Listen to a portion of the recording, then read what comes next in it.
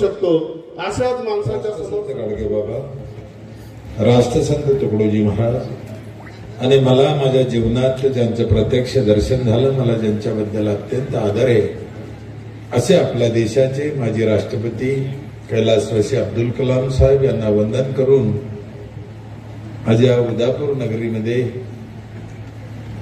पवित्र अशा छत्रपती शिवाजी महाराजांच्या जन्मभूमीच्या जागेमध्ये श्री गणेशाच्या पवित्र परिसरामध्ये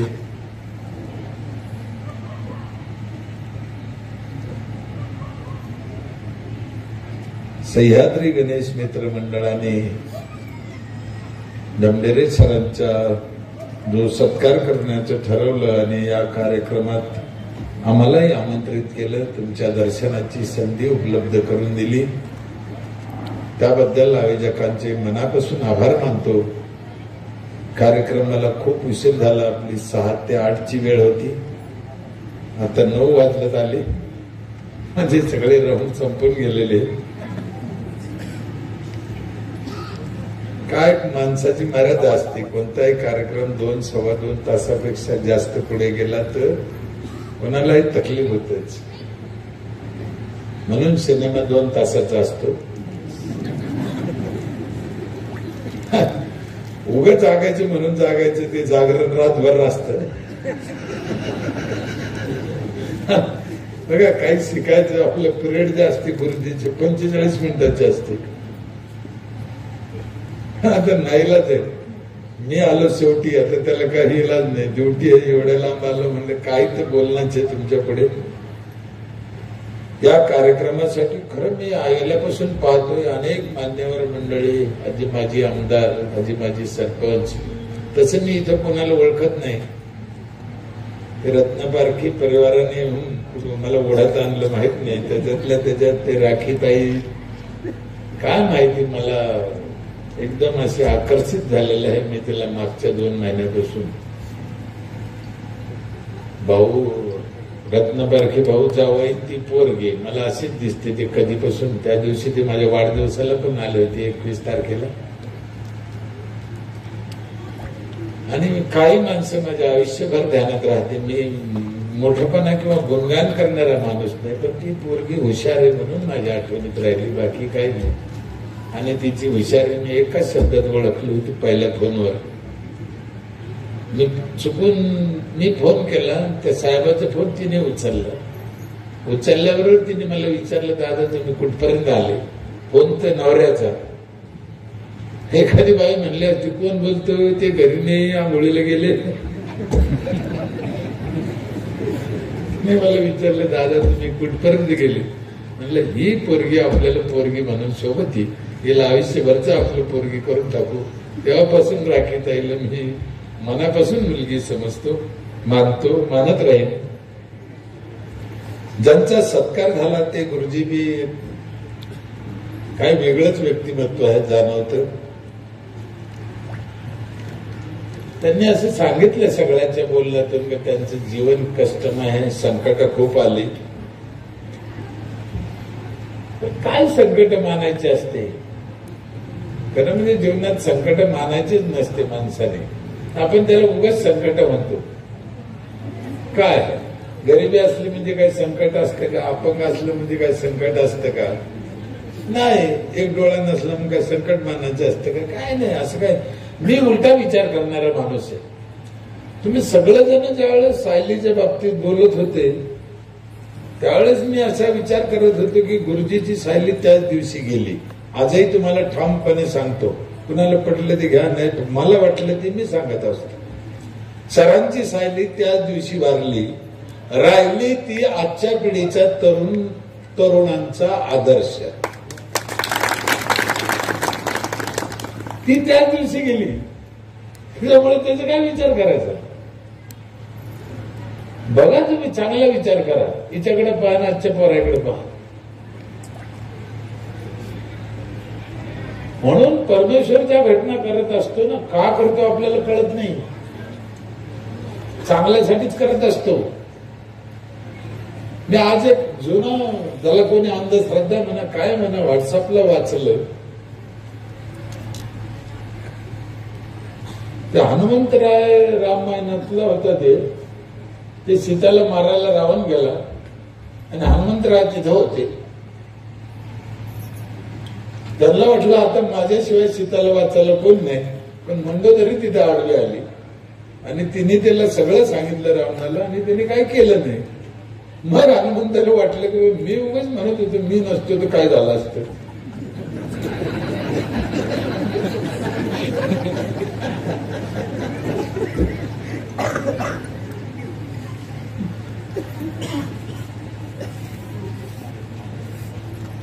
त्याच्यात पुढे खूप गोष्टी ते लिहिलेल्या आहे आणि एका मुस्लिम माणसाने लिहिलेलं आहे ते सगळा किस्सा. तो लंका जाळायचा बी हनुमंतराय म्हणजे मला तर लंका जाळायला सांगितलं नाही रामानं, हे कसं म्हणतो म्हणे लंका जाळून टाकेल. मग ती त्याला बुद्धी सुचली, शिक्षा काय द्यायची म्हणजे याची शेपट पेटून द्या. म्हणजे परमेश्वर बरोबर करतो, काय काळजी करायची नसते. आपण फक्त आपल्या नशिबाला आलेलं काम आपण मनापासून करायचं, आपल्या कामात देव मानायचा आणि तोच देव आहे असं समजून आयुष्य जगायचं असतं. माणसाला आपल्या कामातच देव भेटत असतो, दुसरीकडे देव भेटत नसतो. म्हणून हे माणसं काय यांचं नाव आलं, यांनी यांच्या कामात देव पाहिला. आणि मी पण तेच मताचा आहे. का आहे माझ्याजवळ जमीन नाही, जमला नाही, पोरग नाही, कोण नाही, घरात कोणी नाही, पाठीमागे काय नाही. का लोक बोलत तुमच्यासारख्या पुढे यावं मी बोलावं एवढ्या लायकीचं तर नक्कीच नाहीये. मी आल्यापासून पाहतो ना तुमच्यात मी कुठेच बसत नाही,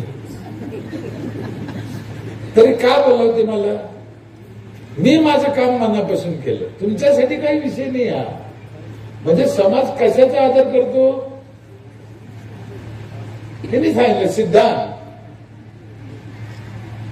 सिद्धांत तुमच्यापासून शिकावं. त्या मुस्लिम सरदाराची पोरगी सापडण्यात म्हणे नक्की शिवाजी महाराजांनी नेली आणि ते म्हणे त्यांनी जर नेली असेल तर सुरक्षितच असेल. ही सिद्धांत तुमच्यापासून आम्ही शिकावं. काय ते सिद्धांताची सीमा आहे का हो. मुस्लिम समाजाची पोरगी हिंदू राजाने पळून नेली, त्यांच्या घरच्याला वाटतं की ती 100% सुरक्षित आहे. काय पाहिजे याच्यापेक्षा माणसाला काय पाहिजे. त्या पवित्र भूमीत तुम्ही जन्मलेले, तुमच्या इथला एक एक माणूस त्याच रक्ताचा आहे, त्याच विचाराचा आहे. सर बी तसेच, सायली तसेच, सगळेजण तुम्ही तसेच आहे. मला खूप तुमच्यापाशी बोलावं किंवा तुम्हाला काही सांगावं असं काही नाही. मी एका शब्दात सांगून टाकलं, आपलं काम आपण मनापासून करायचं. तेच मी करतोय, केलंय. जसे तुम्ही रिटायर झाले, आम्ही रिटायर झालो 7व्या वर्षी, 65व्या वर्षी झालो. मी कायम सांगतो 5 वर्ष मी ओढून घेतले. 7व्या वर्षी माणूस रिटायर होतो, माझा 65वा वाढदिवस झाला. किती करायचं आणि एकच कशासाठी करायचं. वेगवेगळे कामं आहे आपल्याला, वेगवेगळं जीवन आहे. परमेश्वर तुम्हाला बरोबर काही ना काही कारण आपल्याला ती दिसत नाही. आपण फक्त इच्छा करायची. इच्छा करा. इथे बसलेले सरपंच सदस्य, आजी माझी, तुमच्या माझी सरपंच ताई पुण्याला शिर्डीला भेट झालेली, आमच्या हाताने त्यांना पुरस्कार पण मिळालेला आहे. इच्छा केली तर होतंय. इच्छा केलं पाहिजे, त्या रस्त्याने चाललं पाहिजे. इच्छाच उदाहरण तुम्हाला रामायणातलं सांगतो. एकदा ते रामाची बायको सीताने इच्छा व्यक्त केली होती, म्हणे मला चोळी शिवायची. कशाची? हरणाच्या कातडीची. काय कारण? त्याचं कारण काय होतं हरणाच्या कातडीची शिवायचं कारण माहितीये? की ते कातड सोन्याचं होतं. सोन्याचं कातड. तिची इच्छा झाली मला ती सोन्याची चोळी शिवायची. तिच्या कधी ध्यानीमनी नसेल, तुमच्या नाही ना आमच्या नाही. काय इच्छा झाली? सोन्याची चोळी शिवायची फक्त त्या कातडीची. देवानं जेच उचललं तिला फार सोन्याच्या लंकात नेऊन टाकलं.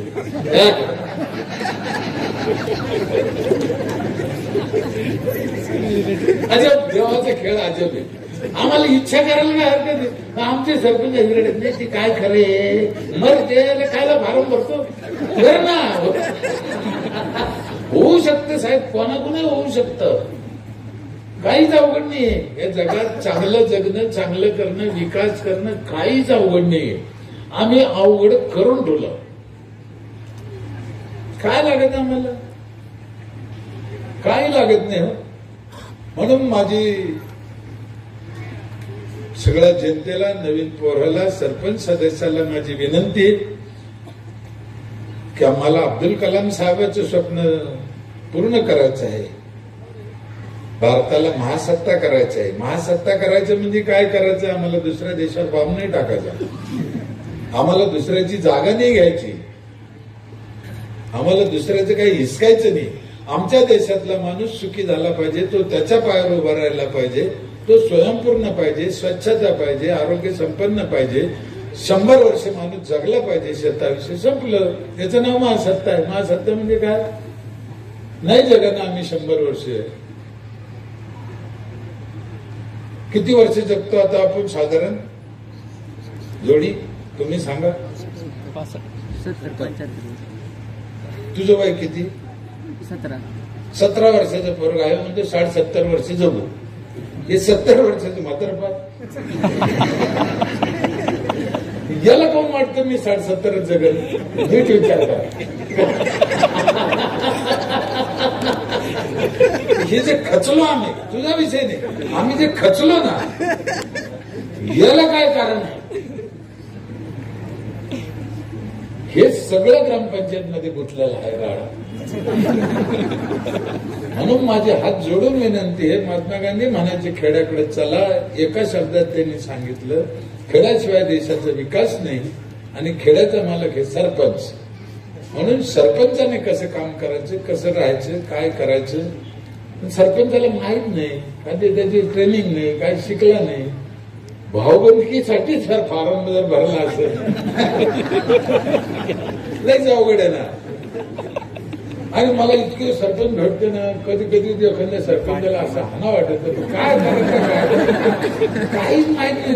बरं आता मी मला रोज फोन येते, रोज 10-20 साहेब आम्ही निवडून आलो, तुमचं नाव घेतलं, तुमचं पॅनल केलं, आता काय करायचं आम्ही? आता कळतच नव्हतं. फारच काय त्याला भरायचं, काय करायचं अनुभव आले निवडून. चांगली गोष्ट आहे, पण करा ना, लढा ना. लयच इज्जत घातली हो सरपंचानं. पहिले काही म्हातारे माणसं आहेत, पहिले जर असे सरपंच येताना दिसला ना, बाई चप्पल घेऊन अशी बाजूने जायची, जात होती. आता बी बाई चप्पल काढते.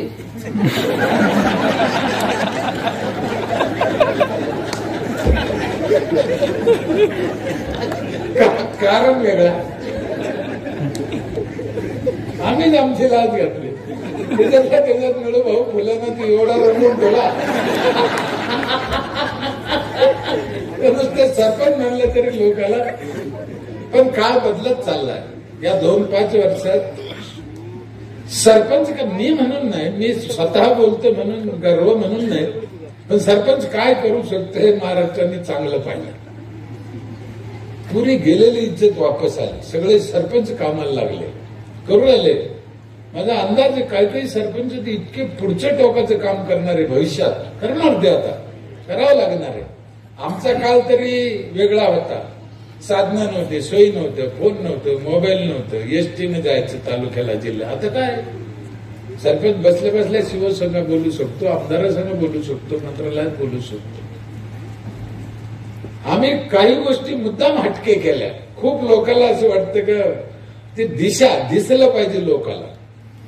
250 रुपयाची बेसिन काय बाबा दे ना, सगळ्या गावात बसवले बेसिन, 32 बेसिन बसवले. ते दिसलं पाहिजे, लोकांना कळलं पाहिजे, ते केलं पाहिजे. यांनी का बसवले बेसिन? मी एका ठिकाणी पाहिलं होतं ऑफिसमध्ये, इथं थुकू नका. अरे मला इथं थुकू नका काय, असं हे कोणती रीत आहे? मग ग्राम सेवकाला सांगून गावागावात सगळ्या रस्त्यावर बेसिन बसवले. 24 तास पाणी त्याला, बेसिनवर लिहिले इथं थुका. इथे थुकू नका हे बांधायचं. हे शिकायचं नाही गुरुजीला. खरं म्हणजे आजचा दिवस वेगळा आहे. मग पहिली गोष्ट मला गुरुजीचा लय राग आहे.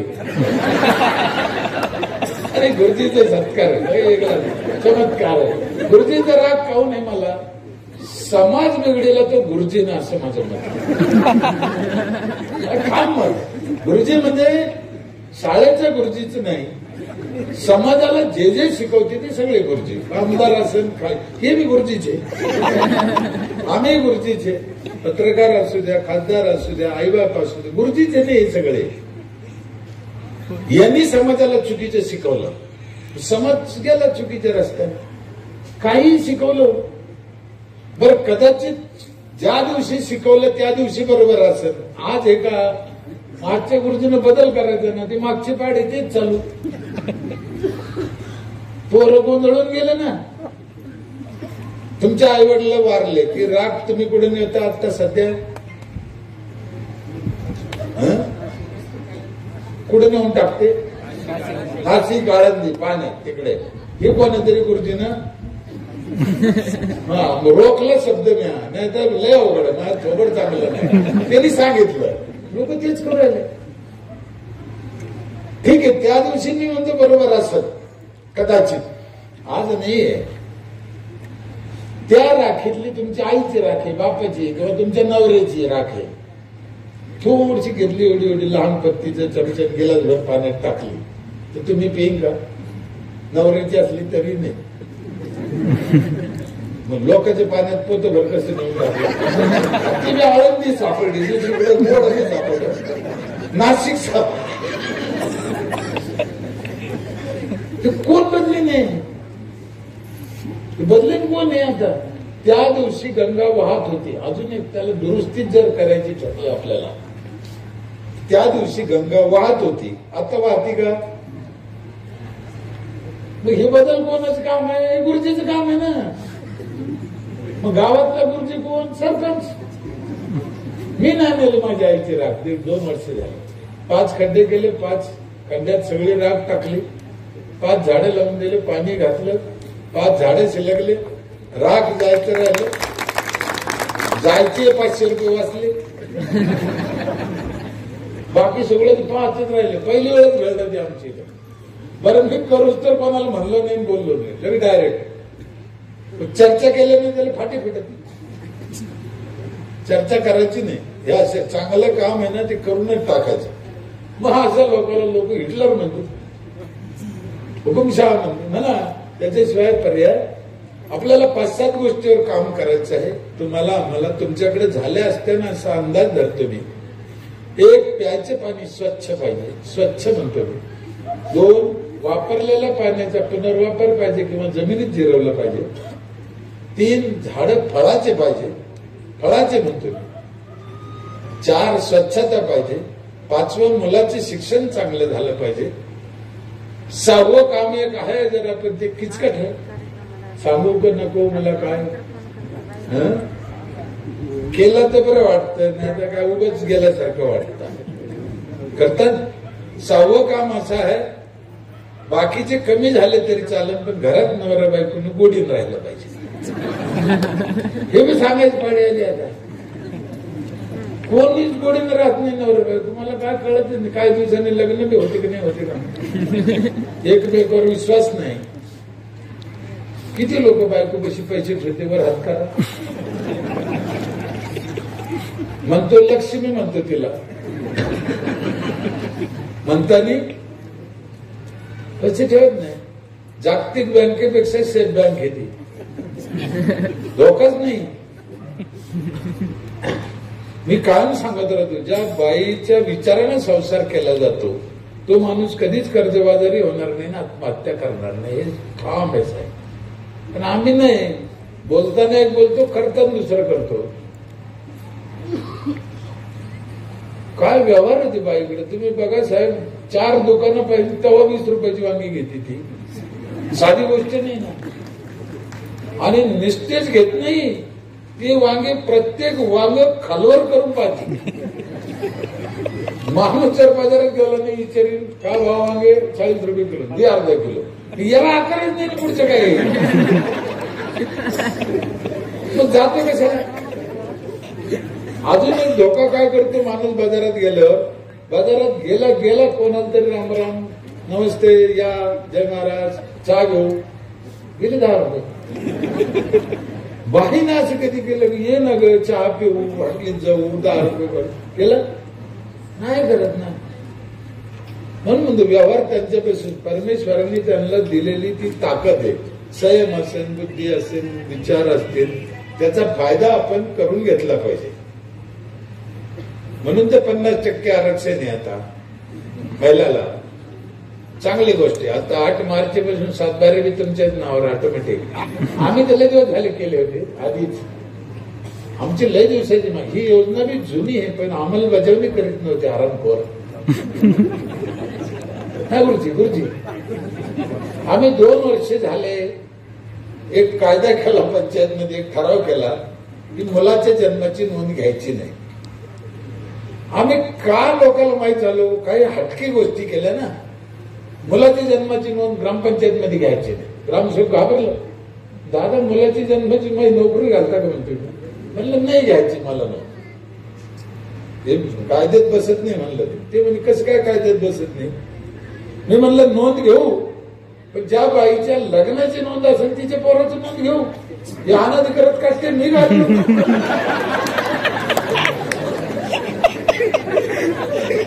हे म्हणजे हे बरोबर कसंच पुढे बाईची नोंद पुढे घ्यायचं पोरग.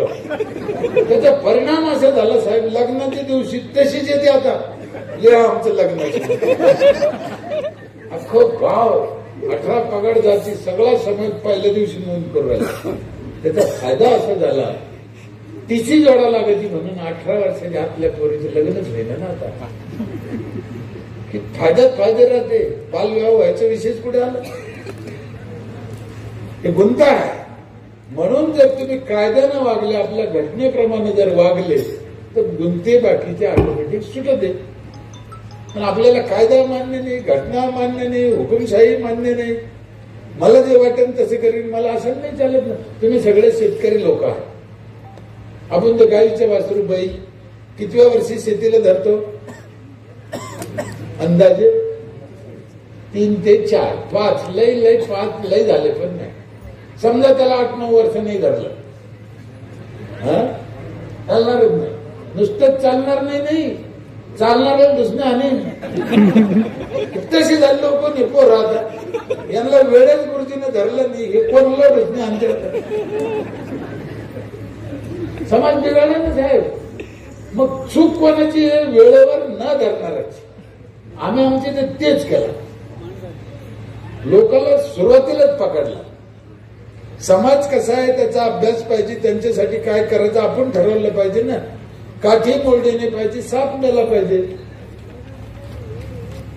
10 वर्ष झाले आम्ही झेंडावंदन करत नाही. आमच्या इथं झेंडावंदन करत नाही म्हणजे सरपंच सदस्य नाही करीत. जो पहिल्या दिवशी टॅक्स भरतो त्याच्यात 2-4 चिठ्ठ्या त्याच्यातल्या काढतो. 26 जानेवारी, 15 ऑगस्ट, 17 सप्टेंबर, 1 मे त्याच्या बायकोच्या हाताने झेंडावंदन करतो. आम्ही नाही करत. लोक पहिल्या दिवशी पैसे भरायला पडत 1 एप्रिलला. बरं काय हरकत आहे त्यांच्या हाताने झेंडावंदन केलं तर. पहिल्या दिवशी 1 एप्रिलला पावती फाडणारा नागरिक हा प्रथम नागरिक नाही का. कधी कळायचं आम्हाला हे. सरपंचाने माकडा दोरी वाढ असं काही मान आहे का काय काय त्याच्यात काय ओढूनही असं नाही. पण तुम्ही जोडा असं काही काय नाही. लेकराचं कौतुक बापाने करावं असा देश आपला. मग ही बी तीच पद्धती इथं लागू नाही होत का. आमच्या खातेदारातून आपल्या गावातल्या माणसाकडून जर आपल्याला झेंडावंदन करता आलं, सरपंचांनी डोळे भरून पाहिलं, आनंद आहे ना. हो काय प्रॉब्लेम आहे. पण आपलं मनात सगळं कचरा जमा झाला ना. एकदा नजर साफ झाली, मन साफ झालं तर मग पुढे अडचण येत नाही माणसाला. 4,000 रुपये टॅक्स घेतो मी एका घराकडून. 750 घर आहे, 30 लाख रुपये टॅक्स वर्षाच्या सुरुवातीला जमा होतो.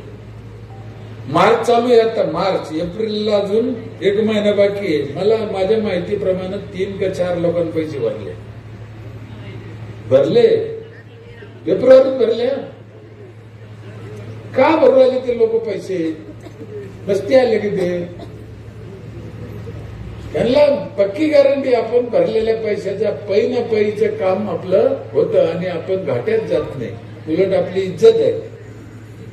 माझ्या इथे काही महिला अशा आहे, शेवंतबाई गायकवाड, मालमबाई कारले, ममताबाई मुचक, छबाबाई राते, बिजलाबाई, शशिकलाबाई पेरे, बिजलाबाई मुचक.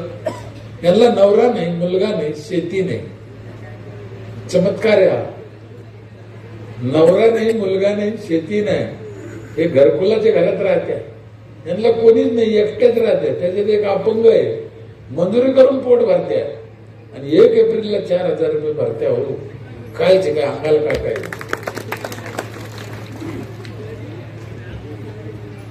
काय वळण लागले त्यांना. त्यांच्याकडून पैसे घेताना इतकी लाज वाटते, इलाज नाही.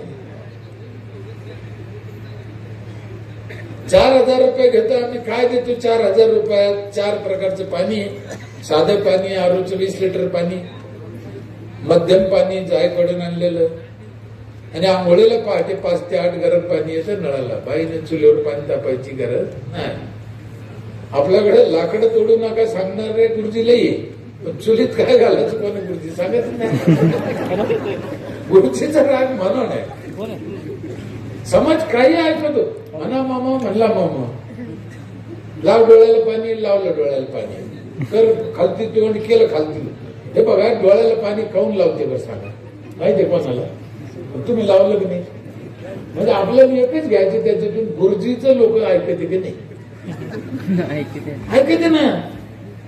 ही एवढी कंपनी लग्नाच्या दिवशी सगळ्यात पहिल्या जणी लग्न झाल्या घरात येताना, गृहप्रवेश करताना काय करते?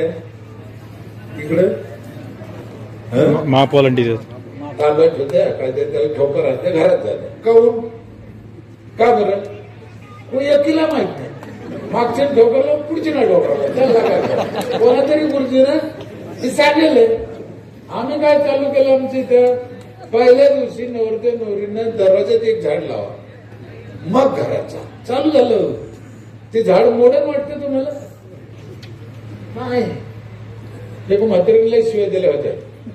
नवरीला खटं करायला लावतो म्हणजे मेलं, तुला काय वाटतं कधी? वाटतं तोच काम आहे म्हणलं. हा माझ काम आहे. ही नवीन पद्धत आहे म्हणलं, गुजरातहून आली. आपल्याकडची पद्धत नाही. काय पद्धत आहे म्हणे? म्हणलं पहिल्या दिवशी नवरदेव नवरीने दरवाज्यात झाड लावलं तर लेकरू बाळ जगत जगतच नाही. असं आहे का म्हणे? म्हातारी लोक लागले. गुरुजी कसं पाहिजे? समाजाने ऐकलंच पाहिजे. आणि मी खोटं नाही सांगितलं. नाही लावलं झाडं तर नाही जगायचे लेकरं बाळ, हे सत्य आहे. आम्हाला काय शिकलं? या जगात जन्माला आलेल्या माणसाला सगळ्यात आधी आईचं दूध लागतं शिकवलं. खोटं आहे. आई मेली तरी पोरग जगतं. सगळ्यात आधी जन्माला आल्यावर त्याला लागतो तो ऑक्सिजन. कुठून मिळतो? झाडातून. 4 झाडं लागते म्हणजे एका माणसाला जगायला. विचार करा आपल्या लोकसंख्या किती, काय दर गावाने विचार करा. त्यातले त्यात फळाचे लावा. बरं 84 लाख जीव. आपण हिशोब करताना काय करतो? आपल्या देशाची लोकसंख्येचा हिशोब काय करतो आपण? 125 कोटी धरू. 125 कोटी लोकसंख्या नाही आपल्या देशाची.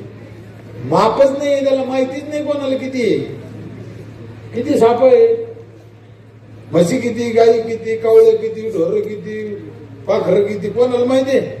ते लक्ष लागत नाही का? त्याला झाडं लावता येते का? कुत्र्याला, डुकराला, गाढवाला नाही. मग त्यांना मापात धरावं लागेल की नाही? कुत्र्याला झाडं लावता येत, गाढवाला बी, डुकराला बी. ज्याने आतापर्यंत लावलं नाही.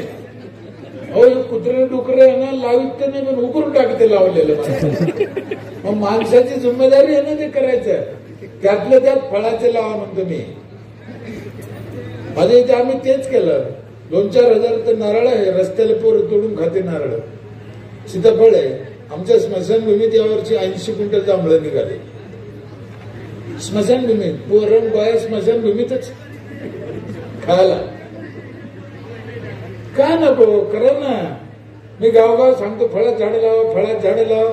मला लोक सरपंच म्हणते साहेब फळाची झाडं लावू, पण पोरं ठेवायचीच नाही. इतकी चीड येते. एवढा जर पोराचा राग आहे मग तो कुठं ना तरी खायला करता काही गरज पडली त्याच्यावर. कसं पोरांना फळं तोडून काय तुम्हाला तकलीफ काय मला कळत. आमचा हा संकुचितपणा गेल्याशिवाय देशाचा विकास होणार नाही साहेब. आम्हाला कमी कशाची नाहीये, आमच्या डोक्यात आमच्या मनात कमी आहे. आमचा प्रॉब्लेम तिथं आहे. नाही तर आम्ही कोणाची लेकर आहे काय नाही आमच्या इथं. मी एका ठिकाणी बोललो होतो, तो संडासचा विषय निघाला होता. तुम्हाला संडासची सांगायची गरज नाही, तुम्ही लय पुढचे. पण मी रायगड किल्ल्यावर हे किल्ल्यावर जाऊन पाहिलं, छत्रपती शिवाजी महाराज त्या काळात संडास वापरत होते. काय अकलीच्या पलीकडे 400 वर्षापूर्वी आमचा बाप संडास वापरत होता. लाज वाटायला पाहिजे आम्हाला. आम्ही अजूनही त्याच्यावर बोलवतो, 12,000 द्या म्हणतो. त्याच्यातही सरपंच खातो म्हणलं ते कमळ संडास ते खाव कुणाचे मी काही हक्कल पाहिजे ना, संडासात खातो म्हणले. पुन्हा ते लेकर मी बोललो होतो ते वाक्य सांगतो. ज्या वेळेस छत्रपती शिवाजी महाराज संडास वापरत असतील, 1600 मधली घटना, 1600तला काळ तो, इथे तुम्ही उल्लेख केला ना आता ते अमेरिकेचे अध्यक्ष ट्रम्प बिरम आता झालं ते बायडेन काय. छत्रपती शिवाजी महाराजांच्या काळात ह्या आत्ताच्या राष्ट्रपती अध्यक्षाचे जे आजे पणजे असतील कोणी, तेव्हा कळलं की नाही कळलं. ज्या वेळेस छत्रपती शिवाजी महाराज होते त्या काळातली गोष्ट सांगतो मी. यांचे कोणीतरी असतील ना आजे पणजे खंजे, तेव्हा मला नक्की खात्री आहे महाराज संडास वापरत होते तेव्हा त्यांच्या आजे पणजे दगड बी नेत नसते झाले आराम करून. हे काय विकास केला आमच्याजवळ लई आहे, पण आम्ही विसरून गेलो. आमच्या डोळ्यावर झापड आली, आमच्या मनात बेईमानी आली, आम्हाला दुसऱ्याविषयी प्रेम नाही राहिलं. काय सांगितलं आम्हाला साने गुरुजींनी, खरा तो एकच धर्म जगाला प्रेम अर्पावे, जगी जगी नातपते तया जाऊ. ते राहिलेच नाही ना, मग काहीच नाही राहिल्याचे हे परिणाम आहे ना. छत्रपती शिवाजी महाराजांकडे काही मावळे असे होते म्हणते 45 किलोची तलवार घेऊन घोड्यावर फिरत होती. ते तलवारीचं वजन 45 किलो. आमचं पोरग 45 किलो भरत नाही. हे आमचं पाप आहे. आज मी जपानमध्ये 100 वर्षाचा माणूस काम करतोय, 100 वर्षाचा माणूस काम करतोय, कष्ट करतोय. ही देशावरचं संकट आहे साहेब. ही जर 30 आणि 40 किलोची पोरं जर राहिली कसं व्हायचं पुढं. आणि 70 वर्षात जर एवढं मागं आलो आम्ही, आणखीन 70 वर्षांनी काय होईल. अर्ध आयुष्य कमी झालं म्हणलं, याच्यातलं अर्ध गेलो खाली काय राहील याच्यात. एवढं पोरं अंगणवाडीच्या ताईला शाद येते. आता कुपोषित पोराच्या अंगणवाडीच्या ताईचा काही संबंध आहे काही नाही. आजूबाजूचे देश टपून बसले आपल्यावर. आणि मी एक अभ्यास केला, मी स्वतः 20 देशात गेलो आतापर्यंत. जगाचं ज्ञान, जगाची संपत्तीचं मूळ भारत आहे. आमच्यापाशीच सगळं आहे. तिने घेऊ त्या आखातात दुबईला तिकडे ते हजला जाते आपले मुस्लिम बांधव. काय तिथे विचारलं पाऊस कधी पडला, 5 वर्ष झाले म्हणे साहेब, तेव्हा 5 मिनिटं पडला होता. सत्य घटना आहे.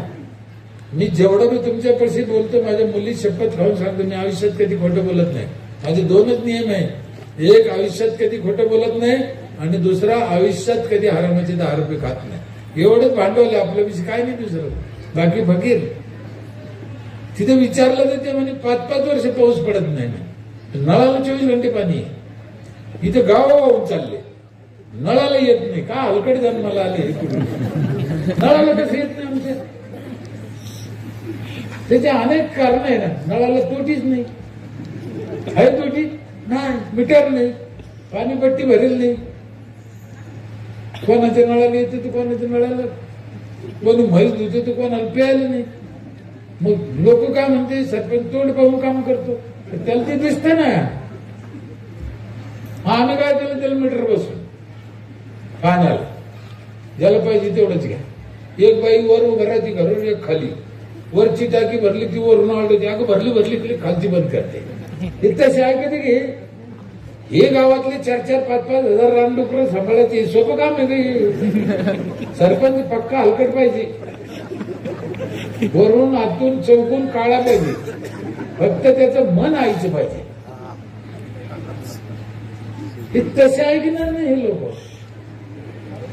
मी जे बी कामं केले कपटपणाने केले.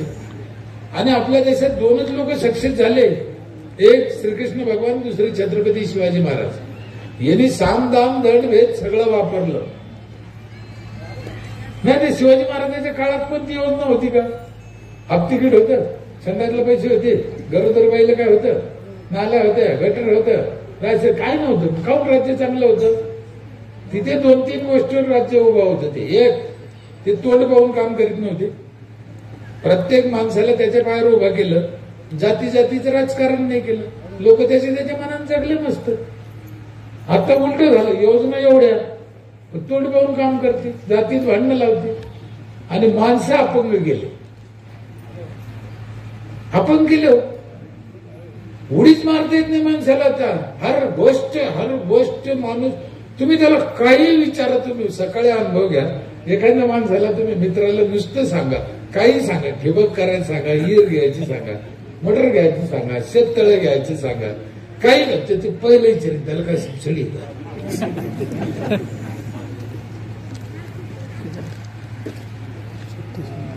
काही दिवसांना लग्न झाल्यावर तर 2-4 वर्षांनी एखाद्या पोराला विचारलं ना, भाऊ तुला काय अजून लेकरू बाळ नाही, ती म्हणे सबसिडीच नाही भेटली.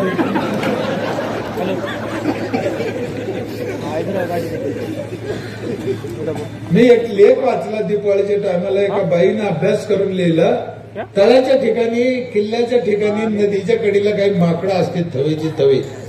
पर्यटन ठिकाणी लोक तिथे जाते, ते माकडाला शेंगदाण टाक, बिस्कुट टाक, केळं टाक, यांना वाटतं पुण्य झालं, टाकतील लोक. आपण टाकतो, काय त्याची नवल नाही. त्याचा सर्वे झाल्यानंतर ते असं कळलं, त्या माकडाला ह्या झाडावर उडीच खाता येत नाही. आता सारं आहे ते मिळालं खायला. तशी गत झाली आपली. आता काहीच करता येत नाही आपल्याला. सबसिडी योजनामुळे सगळा आपला प्रॉब्लेम झाला. तर योजना अशा उलट्या सुलट्या आहे. 60 वर्षाच्या माणसाला एसटी अर्धे तिकीट आहे, शाळेच्या पोराला एसटी नाही. योजनाचा बी अभ्यास करे ना. म्हणून अनेक लोकांनी, सरपंचांनी, जे राज्यकर्ते, जिल्हा परिषद, पंचायत समिती, आमदार, खासदार, काही गोष्टीत बदल करण्याची आता काळाची गरज आहे. पहिलं कोण चुकलं चुकू द्या, आता आपल्याला गरज आहे. कितीतरी गोष्टीची गरज आहे. म्हणून मी काम करताना वाकड्या पद्धतीने करून घेतलं. एकदा वडाची झाडच लावून घेतली होती बाया, 30-40-50 मी. बायाला काय सांगितलं, वड सावित्री पौर्णिमेला वडाची पूजा करणं लय पुण्याचं काम आहे, करा. माझा भरोसा नाही त्याच्यावर, पण म्हणलो, दौंडी दिली लाऊडस्पीकर मध्ये, वड सावित्री पौर्णिमेला वडाची पूजा करणं लय पुण्याचं काम आहे. पण आपले वड पूजा, दुसऱ्याची पूजू नका. घर लावलं ना आपले वड, कोणा कुंडीत लावला, कोणी शेतात लावला, कोणी खाड्यात लावला. काय चूक सांगितलं, आपलं वड पूजा. या लोकांकडून ह्याच पद्धतीने काम करून घेणं गरजेचं आहे. हे सहजासहजी ऐकणारे लोक नाही. जिथं काय करता येईल यांच्यासाठी तिथं 4,000 रुपये घेतले, पण 4 प्रकारचं पाणी.